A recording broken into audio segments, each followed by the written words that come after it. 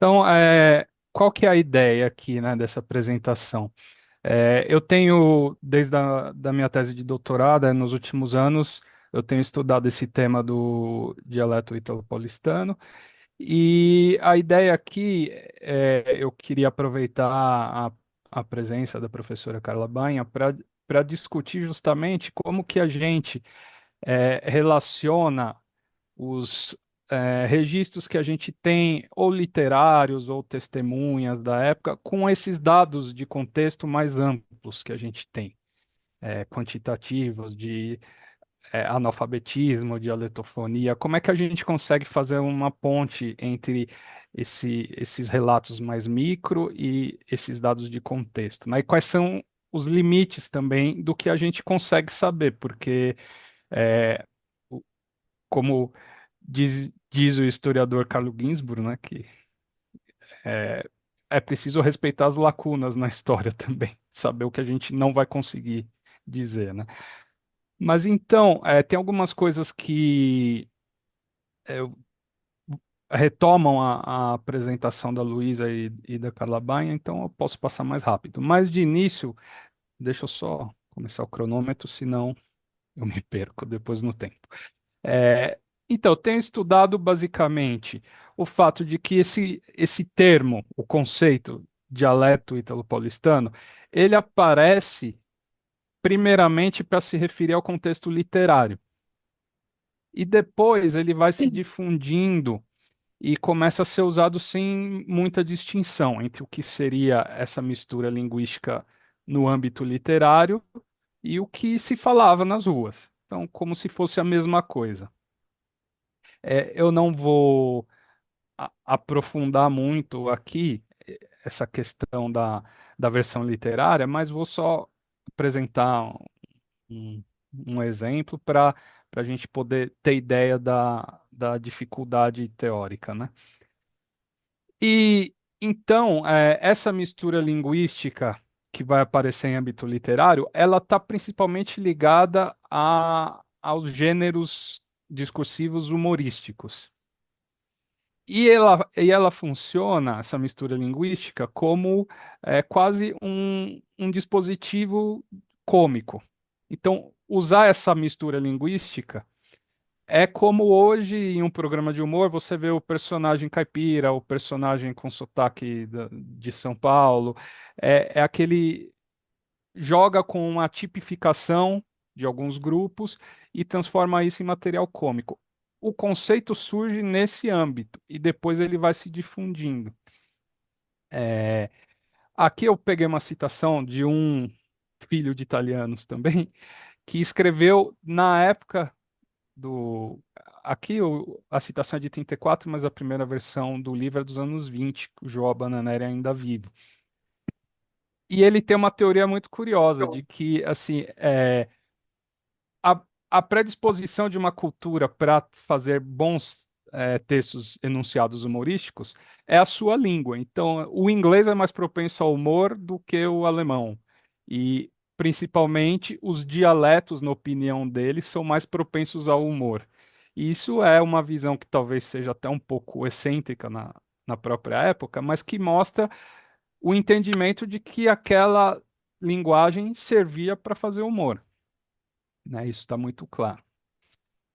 É, Essa citação eu deixei em português, até porque eu mantive a grafia da época, mas assim, essa difusão do conceito de dialeto italo-paulistano, ela está ligada a um personagem específico, que é o João Bananeri, que eu vou apresentar no próximo, acho que no próximo slide. E aqui essa citação, o Afonso Toné, não sei se vocês conhecem, ele foi principalmente historiador, foi professor da USP, mas foi diretor do Museu do Ipiranga e um intelectual muito importante na virada do século. É, Ele aqui descrevendo alguns usos, ele está discutindo aqui um dicionário que foi publicado na época. Ele, para falar da influência do italiano em São Paulo, ele cita o João Bananeri. E aqui é uma citação da própria época. Então, ele chama de os filhos de João Bananeri, espirituoso, popular e popular tipo literário.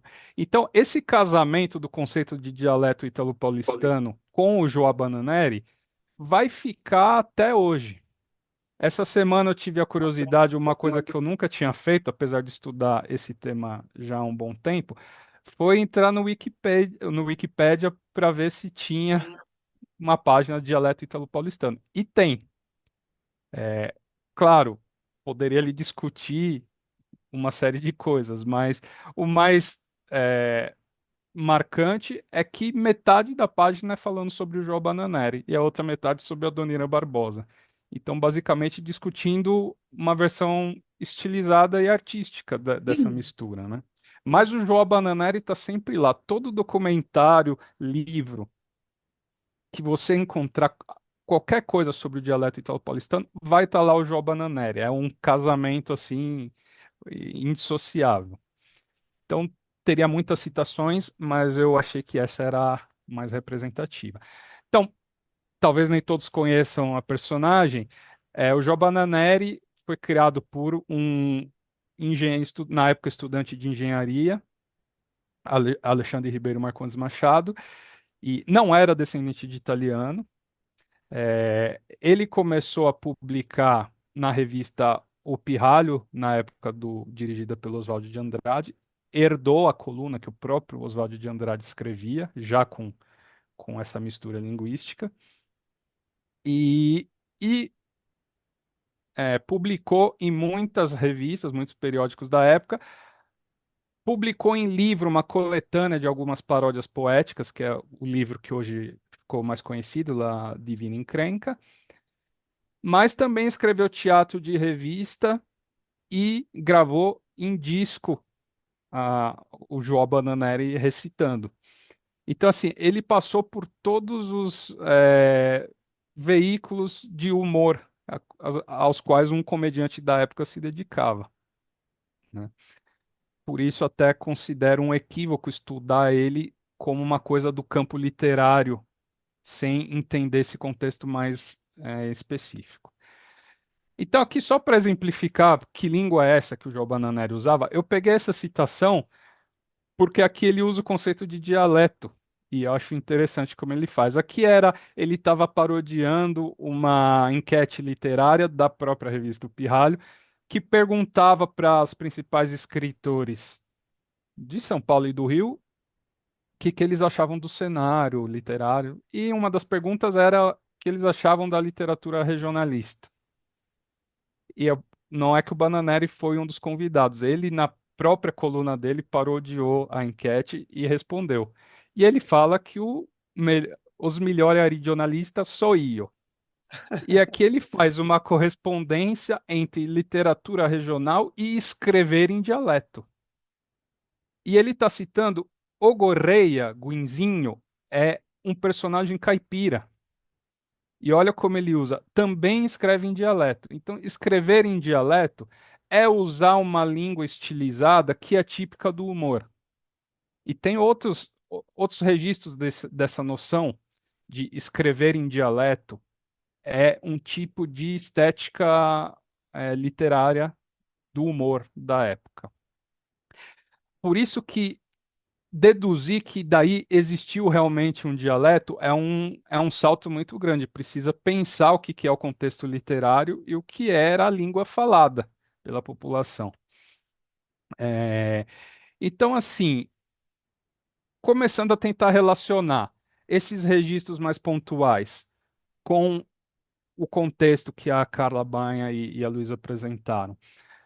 Qual era a situação linguística também da cidade de São Paulo, mais geral, dos italianos que partiam? Não vou aprofundar, porque a Luísa já explicou, mas a dialetofonia e o analfabetismo predominava.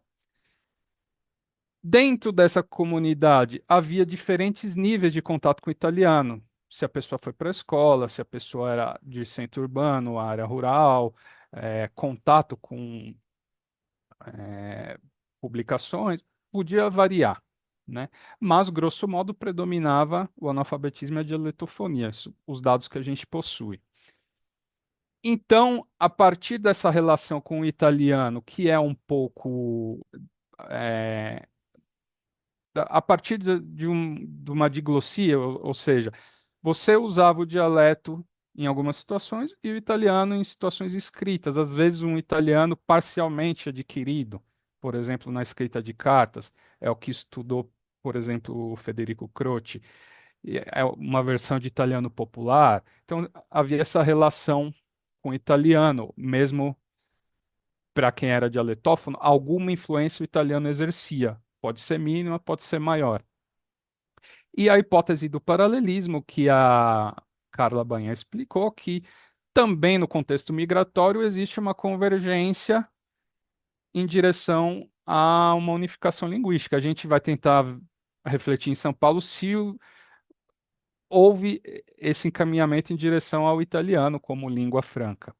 É, vou discutir isso mais à frente. Então, não vou aprofundar, a Luísa já explicou, mas são esses três contextos: as colônias do Sul, as fazendas de café e os centros urbanos. Claro, há exceções, isso aqui é uma síntese. Então, também no ambiente rural de São Paulo, das fazendas, tem colônias nas quais houve a manutenção do dialeto. Em Jundiaí, Piracicaba, o caso de Pedrinhas. Mas, pegando o grosso da população, tanto no ambiente das fazendas quanto nos centros urbanos, houve uma passagem, uma aquisição muito mais rápida do português. São Paulo, então, a cidade de São Paulo estaria nesse caso. Mas os centros urbanos, eles têm também um espaço de promoção tanto da língua italiana standard quanto de um sentimento de italianidade, de identidade nacional. São a imprensa, a escola, as escolas, as associações, a igreja e os clubes ou sociais ou esportivos. Então, são ambientes nos centros urbanos nos quais se promove a italianidade ou o uso da língua italiana. E a questão aqui é pensar qual era o impacto desses espaços no conjunto da população ou imigrada ou descendente. Porque, assim, às vezes a gente entra, começa a estudar os jornais e a gente acha que o ambiente da comunidade italiana é aquele. Mas ele representa quanto da população? Isso é muito complicado. A gente não tem dados de recepção dos jornais, por exemplo. Claro, a gente pode olhar a tiragem, mas pegando o Fanfula, que tinha uma tiragem quase próxima do estado de São Paulo, ali no começo dos 900, a população brasileira também era maioria analfabeta. Então, isso também não explica muita coisa. Então, tem esses espaços. A questão é o quão representativo da coletividade italiana esses espaços são. E às vezes a gente se deixa enganar pelo documento, que é um recorte muito pontual de um espaço no qual se promove a língua, a identidade italiana. E às vezes a maioria dos que não estão nesses espaços não deixaram registros da língua que falavam. Então, esse é um cuidado que a gente precisa ter. Então, assim, o que a gente tem de registros documentais? Os literários, como o João Bananera e outras personagens, ou na literatura mais legitimada, como Alcantara Machado, e alguns poucos testemunhos da época de pessoas que passaram pela cidade e escreveram sobre o que viram. Eu não vou apresentar os vários testemunhos que eu recolhi na tese, mas tem alguns muito interessantes. Por que que eu peguei esse da Dina Lombroso, filha do famoso Cesare Lombroso, que criminalista, que é muito conhecido por defender darwinismo social, aquelas coisas? É, porque todo mundo cita esse trecho. Assim, onde você pega a língua italiana em São Paulo, tá lá essa citação da Dina Lombroso. Tá no Franco Ceni, tá no Angelo Trento, todo mundo repete. Mas às vezes a gente não pensa muito no contexto da citação, né? Então, o que que ela diz? Que em São Paulo se falava mais italiano que na Itália. Porque enquanto na Itália prevalecia o dialeto, em São Paulo os dialetos se fundiam sob o influxo de vênetos e toscanos. Isso para quem estuda um pouco o contexto da cidade de São Paulo, parece muito estranho, porque, é claro, o número de vênetos é enorme no estado de São Paulo, mas no centro urbano de São Paulo, os dialetos meridionais são muito presentes e aqueles nem aparecem. Mas a parte mais impressionante do trecho é quando ela diz que os próprios nativos, ou seja, os não descendentes e não italianos, adotavam o italiano como língua oficial. Essa parte alguns não citam, porque tira um pouco da credibilidade do testemunho. Mas assim, você citar isso como, bom, está comprovado que em São Paulo se falava italiano. Basta vocês pensarem em algum livro dos dias de hoje descrevendo alguma coisa de um modo completamente distorcido. Então, isso não é uma certificação de nada. Mas a gente, no caso desse testemunho, tem algumas. Dá para a gente ter um panorama do que foi a visita da Dina Lombroso em São Paulo. Primeiro, quanto tempo ela ficou? Cerca de 10 a 15 dias, não se sabe exatamente. Possivelmente 10, 11 dias. Bom, mesmo com a cidade de São Paulo bem menor, não dá para ver muita coisa, né? Mas aí, a visita, ela era a esposa do Guilherme Ferrero, que era um historiador famoso, o Machado de Assis, que convidou eles para o Brasil para dar conferências. Ele, né, o Guilherme Ferrero. Ela teve ampla cobertura da imprensa, foi quase um fato oficial ali. Então, tinha uma descrição detalhada do que eles iam fazer. Eu não vou entrar nos detalhes, mas assim, tinha ares, primeiro, de visita oficial, então é, palestras em ambientes de elite culta, visitas oficiais a instituições públicas, até psiquiátricas, porque ele estudava também criminologia, e principalmente, pensando na comunidade italiana, teve ares de festa cívica. Então não é que eles não tiveram contato com populares, só com a elite da colônia italiana. Não, eles tiveram. Mas era aquele ambiente de festejar a presença de um italiano com a bandeira, passar rapidamente numa rua.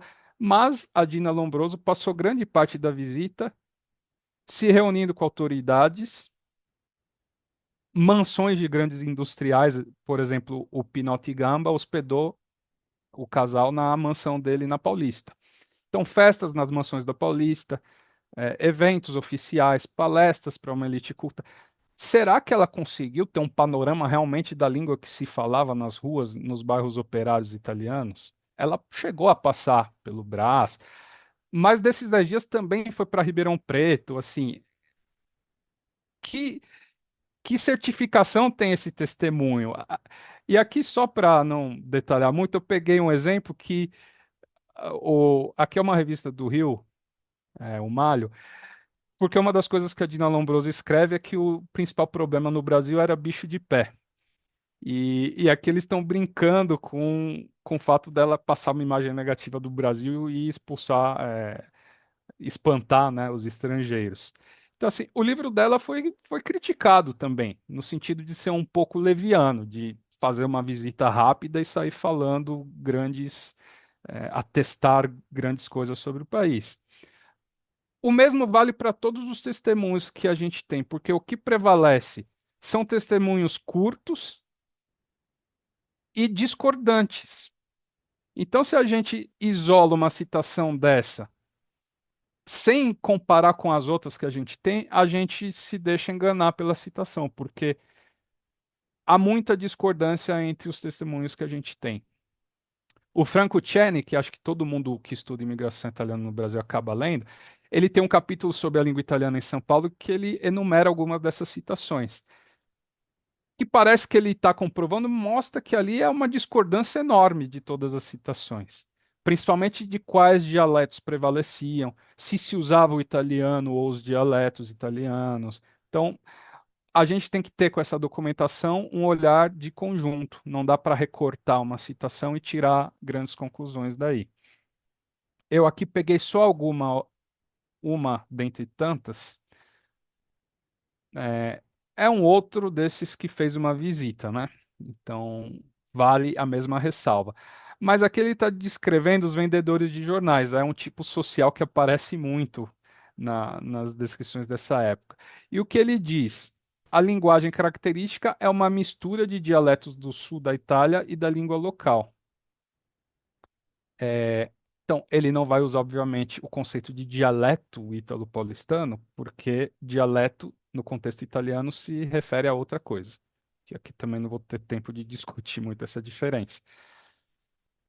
Mas aqui, é, é dialetos do sul. É uma visão completamente oposta ao que diz a Dina Lombroso. E não fala de. Eu levantei a mão aqui sem querer. Ah, porque eu levantei a mão. E não fala de uma convergência da formação de uma koiné ou da adoção do italiano. Assim como muitos testemunhos, a principal diferença entre os testemunhos de italianos e dos brasileiros é que os italianos acentuam muito mais a presença de dialetos, dialetos italianos, enquanto os brasileiros falam muito mais de língua italiana, porque às vezes essa distinção para eles não é muito marcada. É, então, assim, dados de contexto, além desses que a gente viu na apresentação da Luísa e da Carla Banha, aqui eu peguei um texto de 1937, é uma descrição muito detalhada do estado de São Paulo.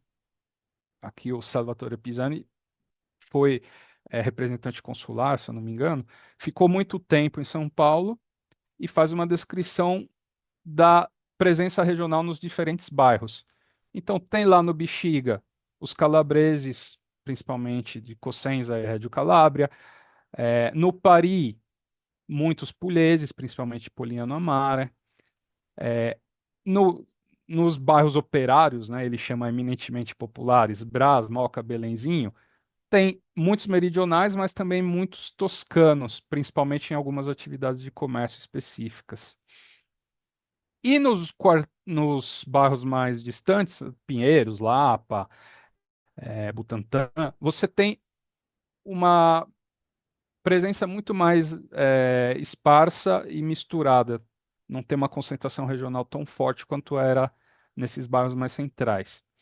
É, também essa descrição varia. Outros autores descrevem de outra forma, mas a dele é a mais detalhada. Então, assim, a questão que fica é: se continuava a usar os dialetos nessas aglomerações regionais, a gente não sabe. Eu vi que estou chegando no tempo, vou tentar concluir rápido. A gente não tem como atestar. Tem um estudo que é mais um projeto de estudo do Giulio Davide Leone, que começou a mapear isso, mas parece que não levou a cabo a pesquisa, mas ele chegou a fazer alguns levantamentos. Então, parece que se usava o dialeto, mas a gente não sabe em quais contextos, em quais situações, e se foi uma coisa só de primeira geração, a gente não tem muita informação. Mas, assim, dos dados que a gente tem, é mais seguro apostar numa fragmentação linguística na cidade de São Paulo, entre a comunidade italiana, e não tanto na formação de um dialeto. É, Bom, aqui eu coloquei alguns estudos, não vou falar sobre eles. Vai sair o artigo, se tudo der certo, acho, na revista de italianística da USP desse mês, um artigo que eu estou discutindo esses estudos. Mas, basicamente, eles são também estudos com alguns problemas teóricos e metodológicos que eu procuro discutir. Mas, assim, basicamente, então, por ter poucos registros, poucos dados, todo mundo cita os textos literários como documentação da língua que se falava. Por isso que o Bananeri está sempre presente. Já que eu não tenho um levantamento, um corpus de como se falava, boto lá um texto do João Bananeri se falava assim. E o que eu procurei discutir na minha tese é justamente como a linguagem caricatural não reflete o que se falava, ela é uma estilização. Parece óbvio dizer, mas quando você lê os estudos, muita gente não leva isso em conta. Então, aqui eu coloquei o exemplo de uma caricatura aqui com toda a probabilidade baseada exatamente nessa foto do Campos Sales, para ver. Você olha a caricatura e você reconhece o rosto do Campos Sales. Mas se você não tem a foto, você olhar para essa caricatura e procurar reconstituir o rosto exatamente como ele era, você não vai conseguir. Porque quando você exagera o tamanho do topete, você diminui o tamanho da testa. Quando você exagera o tamanho do nariz ou do bigode, você esconde o lábio que na foto aparece. Então, vê, a caricatura você reconhece, mas para dar uma descrição detalhada, ela não serve. Ela é uma estilização. Então, o registro literário ele tem que ser entendido na sua especificidade de registro literário. E então, para concluir, a questão que se coloca sobre o dialeto italo-paulistano é: houve o processo de formação de uma língua compartilhada pelos italo-paulistanos? Ou era só uma interlíngua dos italianos que procuravam falar português? Que não é a mesma coisa. Qualquer estrangeiro hoje que vier no Brasil, aprendendo português, ele vai misturar. Isso vai gerar uma variedade linguística, ou, por outro lado, a presença de palavras de uma língua ou até de um traço fonético significa uma variedade linguística? Bom, a gente tem um monte de palavras do inglês hoje, a gente fala uma língua híbrida, português-inglês. Então, o que eu procuro trazer é que para discutir se houve ou não um dialeto italo-paulistano, a gente não pode se prender à forma da língua, porque a língua, ela não é só forma, ela é uma entidade social. Então, há um grupo que se reconhece nessa língua e que eh, a partir do seu uso, forma uma comunidade de fala. Como eu falei, talvez a gente não tenha eh, maneiras de responder a isso, mas dos dados que a gente tem, tudo leva a crer que não, que a fragmentação predominou e a adoção do português como língua franca pulou a etapa do italiano, tirando aqueles espaços das associações, da imprensa, etc. Então eu termino aqui com essa citação do professor Carlos Alberto Faraco, que busca ressaltar exatamente isso. A língua é muito mais uma entidade cultural e política do que simplesmente formas da língua. Então existe uma influência do italiano no sotaque da Moca. Sim, significa que existe uma língua específica, ou uma variedade linguística específica? Isso não é uma resposta que possa prescindir do estudo da parte cultural, política e identitária da língua. Então, é isso.